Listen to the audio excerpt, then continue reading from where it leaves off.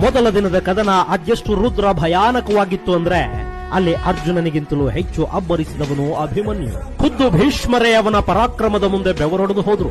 ಅಭಿಮನ್ಯು ಭೀಷ್ಮರ ಧನುಸ್ಸನ್ನ ಮುರಿದು ಹಾಕಿದ್ದ, ಅವರ ರಥದ ಧ್ವಜವನ್ನ ಕತ್ತರಿಸಿ ಹಾಕಿದ್ದ, ಅವರ ಸಾರಥಿಯನ್ನ ಇನ್ನಿಲ್ಲದಂತೆ ಗಾಯಗೊಳಿಸಿದ್ದ. ಅಭಿಮನ್ಯು ಕುಮಾರನ ಪೌರುಷದ ಮುಂದೆ ಭೀಷ್ಮರ ತೋಳಲ್ಲಿನ ಬಲವೇ ಖಾಲಿಯಾಗ್ತಿದೆಯೇನೋ ಅನ್ಸೋದಕ್ಕೆ ಶುರುವಾಗಿತ್ತು. ಅಷ್ಟರಲ್ಲೇ ಭೀಷ್ಮರ ರಕ್ಷಣೆಗೆ ನಿಂತಿದ್ದ ಸುಯೋಧನನ ಸಹೋದರರನ್ನ ಅಪರಿಮಿತ ಬಾಣಗಳ ಮಳೆಯಿಂದ ಘಾಸಿಗೊಳಿಸಿದ್ದ ಅಭಿಮನ್ಯು ಅವರನ್ನಲ್ಲಿಂದ ಓಡಿಸಿಬಿಟ್ಟಿದ್ದ. ದ್ರೋಣಾಚಾರ್ಯರು ಮತ್ತೊಂದು ಕಡೆ ಯುದ್ಧ ನಿರತರಾಗಿದ್ರು. ಸುಯೋಧನಾದಿಗಳನ್ನ ಯುಧಿಷ್ಠಿರ ನಿಗ್ರಹಿಸಿ ಇಟ್ಟುಬಿಟ್ಟಿದ್ದ. ಅದೇ ಸಮಯಕ್ಕೆ ಭೀಷ್ಮರ ಬವಣೆಯನ್ನ ನೋಡಿ ಅಲ್ಲಿಗೆ ಮದ್ರ ದೇಶದ ಅರಸ ಶಲ್ಯ ಧಾವಿಸಿ ಬರ್ತಾನೆ.